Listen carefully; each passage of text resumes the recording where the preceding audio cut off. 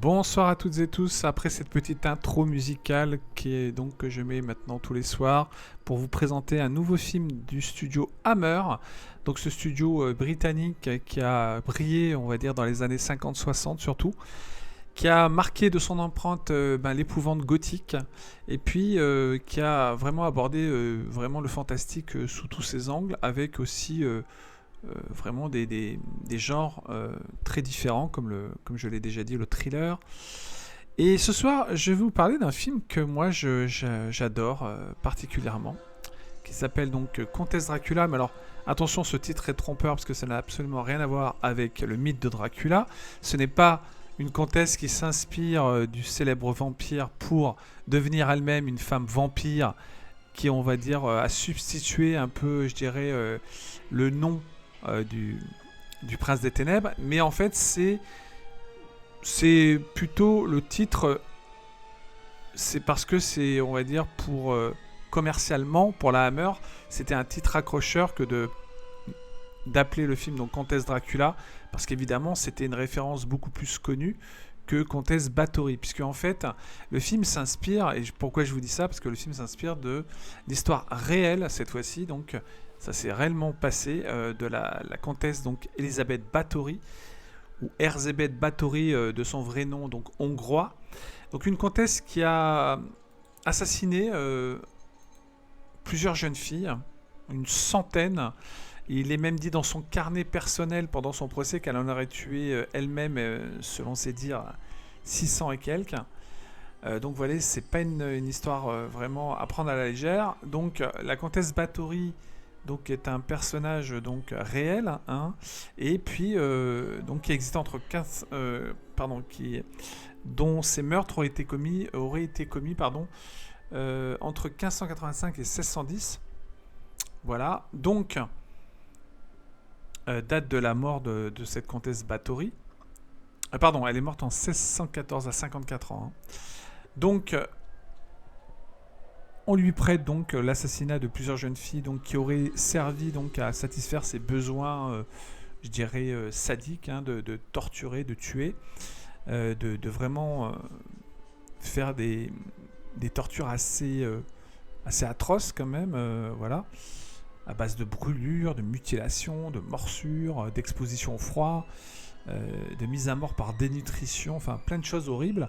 Et bien sûr, c'était donc un terrain très propice à l'idée d'un film pour, je dirais, le transformer en quelque chose de fantastique, puisque l'histoire que je vais vous conter ce soir avec la comtesse, donc, qui s'inspire de la comtesse Bathory, qui n'est pas du tout, je veux dire, aucun rapport avec le comte Dracula, mais dont le nom Dracula, bien sûr, est plus commercial et vendeur pour la sortie du film, évidemment, en 1971. Donc ce film donc, nous conte l'histoire de cette comtesse, donc Elisabeth, jouée par Ingrid Pitt. Ingrid Pitt, une des plus belles femmes du studio Hammer, hein, plus belles actrices qu'ils aient eu l'occasion donc, de faire travailler, qui rejoua dans quelques films importants de la Hammer, comme Vampire Lovers. Donc c'est l'histoire donc de la comtesse Elisabeth dans l'histoire du film, hein, donc qui découvre à la suite d'un accident que le sang de sa servante donc, peut lui apporter la jeunesse éternelle, puisque donc au début du film, la comtesse en question dans le film, c'est une vieille dame un peu, vous voyez, défraîchie, vraiment marquée, qui a vraiment un visage, très avec des cicatrices. Enfin, vous voyez, non seulement elle est vieille, mais elle est vraiment vous le voyez, vous allez le voir sur les photos que je vais vous montrer. Elle est pas fraîche. Mais par rapport à la photo de fond d'écran que vous voyez, donc ici on la voit jeune.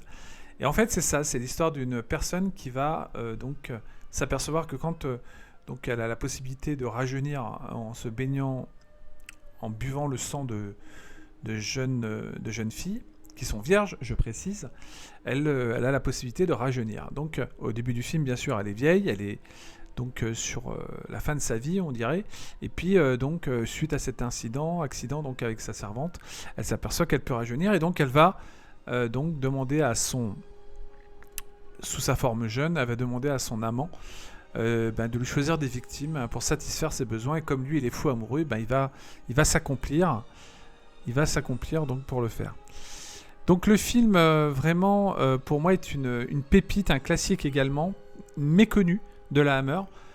Moi, je l'adore parce qu'il y a une ambiance, mais vraiment, vraiment qui est, encore une fois, bien retranscrite au niveau de, je dirais, des décors, des costumes, de la mise en scène, le basculement dans la folie de cette comtesse, en fait, qui plus elle goûte au sang, plus elle se baigne dans le sang des vierges, en fait, plus elle demande à ce que ça aille plus loin, comme la vraie, en fait, comtesse, hein, qui, attention, je précise, elle, la différence entre le fait réel, c'est que la comtesse Erzsébet Báthory de l'histoire, donc, de la véritable histoire, elle ne assassinait des innocentes victimes pour son plaisir, en fait. Hein. C'était plutôt une femme sadique, en fait. Mais après, on lui prête comme quoi elle aurait fait ça pour aussi retrouver la jeunesse éternelle. Mais ça, c'est vraiment quelque chose d'inventé, en fait. Il n'y a rien de fantastique. La vraie comtesse Báthory, elle tuait parce que, comme je dis, elle était folle et que elle avait des pulsions assassines. Donc voilà, elle s'en prenait à des jeunes filles.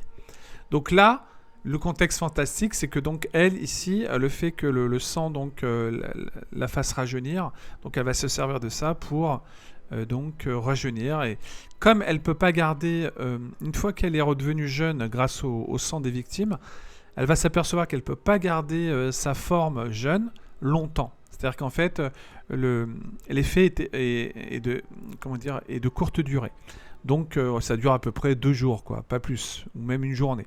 Donc la spirale, justement, de faire qu'à chaque fois qu'elle redevient horrible, en fait, en étant vieille, toute marquée au niveau du visage, etc. Enfin, son vrai visage...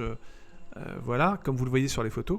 Donc il lui faudra encore assassiner des innocentes victimes pour continuer d'apparaître sous sa jeune et belle forme. Et quelle belle forme, puisque cette actrice donc qui interprète la comtesse donc ici, qui n'a pas le même nom que dans la réalité, ce n'est pas la comtesse Báthory, elle s'appelle bien Elisabeth dans le film, mais ils l'ont rebaptisée pour le film la comtesse Elisabeth Nadasdy. Et donc ce qui est génial aussi par rapport à l'atmosphère du film, c'est que donc on se retrouve encore une fois par rapport à quelque chose de très intelligent au niveau de l'écriture, c'est-à-dire qu'en fait on va assister à la lente comment dire la comtesse va de plus en plus, donc je dis, prendre goût donc au meurtre, au sang, en tuant des jeunes femmes et donc se laisser entraîner dans cette spirale. Et donc vraiment l'histoire avec son amant également, qui est un prince, qui est donc voilà, l'histoire aussi avec son mari. Il faut savoir qu'elle ne se montre jeune qu'avec son amant, donc qui ne sait pas qu'elle est en fait la comtesse d'apparence vieille. Elle ne se montre avec son amant que quand elle est jeune. Et tout ceci va créer un drame assez passionnant au fur et à mesure de l'histoire. Donc, comme je dis, le film, c'est au-delà d'un film qui regroupe bien sûr des éléments fantastiques, l'histoire de retrouver la jeunesse éternelle. Il y a également le côté vraiment possession, un peu de se retrouver dans une situation où plus elle goûte au sang, plus elle a envie, plus elle en boit, plus elle rajeunit, plus elle a envie plus elle a soif, quoi, en fait, comme le dit l'affiche. Et ça, c'est vraiment intéressant de la façon dont c'est traité, encore une fois. L'habileté, justement, des scénaristes et du réalisateur. Alors, le réalisateur, c'est Peter Sasdy, donc qui ici avait signé lui aussi pour le studio pas mal de films, dont des films pour Dracula également. Le film s'inspire du livre, hein, ça j'ai oublié de le dire, de vous le préciser, d'un livre qui s'appelle La Comtesse Sanglante, qui a été écrit par Valentine Penrose. Voilà, donc n'est pas inspiré directement en fait de l'histoire ancienne de la vraie Erzsébet Báthory, mais de ce livre qui retraçait l'histoire de cette comtesse sanglante, d'où le titre Comtesse Dracula, pour coller quand même aussi à quelque chose de plus porteur au niveau du public, hein, en la surnommant la comtesse Dracula. Mais attention, ça n'a rien à voir avec un film de vampire. On est ici dans une personne qui vraiment... on est dans un drame, je dirais, avec un élément fantastique, le fait de se nourrir du sang des jeunes filles pour devenir jeune. L'idée je dirais, de la jeunesse éternelle, évidemment. Mais évidemment, dans ce genre d'histoire, vous en doutez bien que ça ne peut pas durer éternellement. Donc il va y avoir des événements qui s'enchaînent pour que la fin, que je trouve absolument géniale, donc nous mène vers quelque chose d'assez vraiment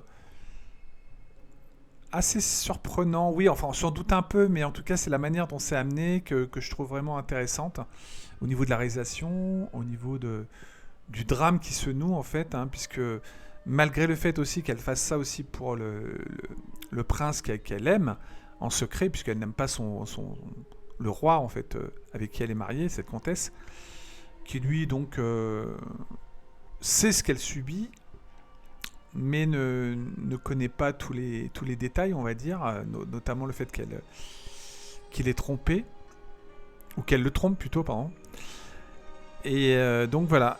C'est donc une fois encore donc un film qui, je dirais, compte beaucoup, moi je trouve, dans le studio.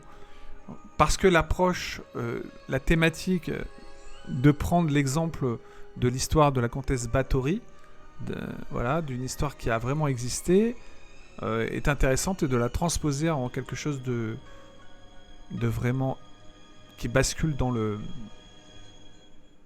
fantastique, dans l'horreur, plus que le fantastique, puisque le fantastique c'est le côté rajeunir avec le sang, mais l'horreur c'est qu'elle assassine des jeunes filles, quoi. Bon, après le film n'est pas très, attention, hein, violent en lui-même. Il y a quelques scènes avec vraiment quelques meurtres, etc. Mais il n'y a pas de côté explicite dans le côté sanglant. Elle se baigne aussi à un moment donné dans le sang de ses victimes. Mais il n'y a pas de côté explicite de scène, vous voyez, de scène gore, quoi, on va dire. On est en 71. Il y a eu déjà des films qui ont montré, je dirais, des films très gore, ceux d'Archel Gordon Lewis, par exemple, Blood Fist, 2000 Maniac. Mais celui-ci, donc, je dirais, est plutôt suggère plus la violence qu'il ne la montre, en fait. Voilà.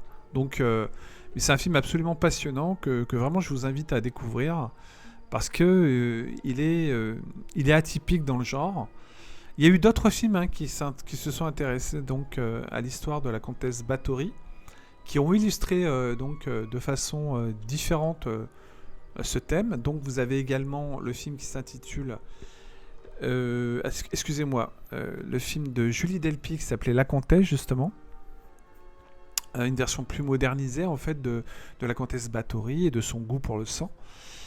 Et puis vous aviez également donc un film que j'adore, dont j'avais parlé sur ma chaîne justement ici, que je vous invite, je vous renvoie à ma vidéo d'ailleurs. Ça s'intitule donc Cérémonie sanglante de Georges Gros.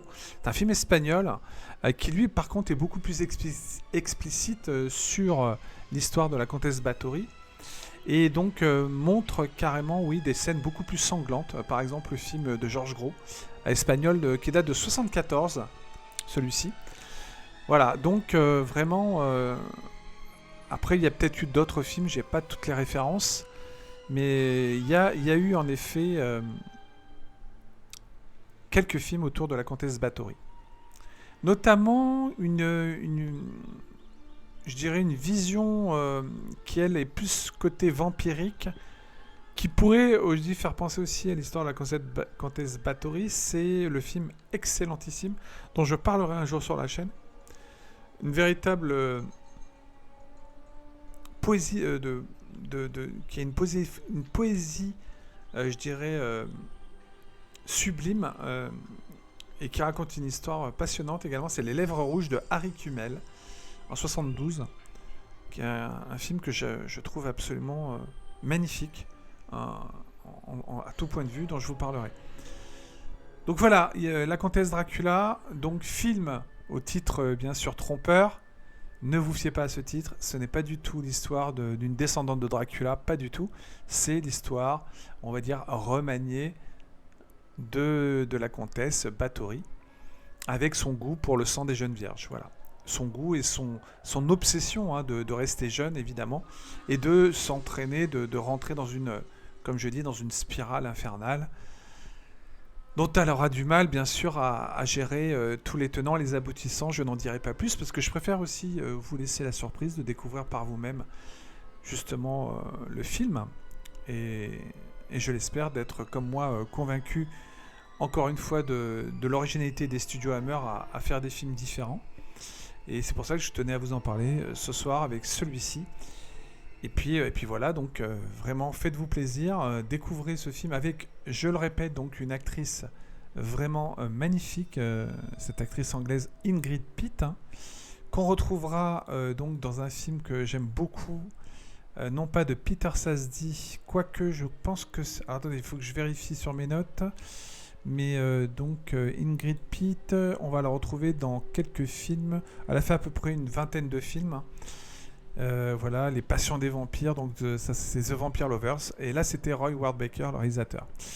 Et voilà, et on la retrouvera également dans La Maison qui tue, dont je vous parlerai peut-être, un film d'horreur à sketch, toujours dû à la Hammer Film. Et puis on la retrouvera dans un chef-d'œuvre aussi que moi je trouve absolument génial, qui s'appelle The Wicker Man, avec Christopher Lee, évidemment. L'incontournable Christopher Lee, toujours là. Et puis on la retrouvera aussi dans d'autres films, on va dire peut-être moins intéressants par la suite, comme Commando en 82, voilà, et puis Transmutation également, ou The Asylum en 2000. Ça c'est voilà. Et puis donc cette actrice est morte en 2010 à 73 ans. Voilà. Il faut savoir qu'elle était née en Pologne, Ingrid Pitt. Voilà. Donc, actrice britannique vraiment de toute beauté, que je vous invite à découvrir donc, dans ce film vraiment, encore une fois, atypique, dans le studio Hammer, qui abordait une histoire inspirée de faits réels en la transformant en un film horrifique, évidemment, avec des éléments fantastiques. Le fait de la jeunesse éternelle, retrouver la jeunesse éternelle, etc. Et puis voilà. Donc c'est un film, c'est un drame très touchant aussi par moments, ce film, Comtesse Dracula. Mais franchement, je pense que vous verrez, il y a quelque chose qui fonctionne encore une fois dans la mise en scène, très intéressante de Peter Safdie. Travaille sur les décors, sur bien sûr l'atmosphère, sur les différents plans du film aussi qui sont assez variés. Il y a vraiment une recherche esthétique évidemment aussi, comme toujours. La première scène dans le cimetière, je la trouve très belle, la scène d'enterrement. Enfin très belle, c'est pas beau un enterrement, mais en tout cas je la trouve mise en scène avec vraiment beaucoup de talent. Il y a une ambiance, il y a une atmosphère. D'entrée vous êtes dedans quoi. En fait, c'est toujours ça avec la Hammer, c'est qu'on arrive vraiment à toujours, je dirais, sublimer les décors, comme ici, vous voyez, cet intérieur absolument magnifique, avec une baignoire en marbre derrière. Cette baignoire où donc elle va donc tuer les jeunes filles pour se baigner dans leur sang. Voilà, donc vraiment, Comtesse Dracula, vraiment à découvrir. Tout à fait cessante. Voilà, j'espère que vous avez donc apprécié donc cette présentation sur ce film je dirais qui est mésestimé, méconnu de la Hammer Film et que je tenais à remettre en lumière.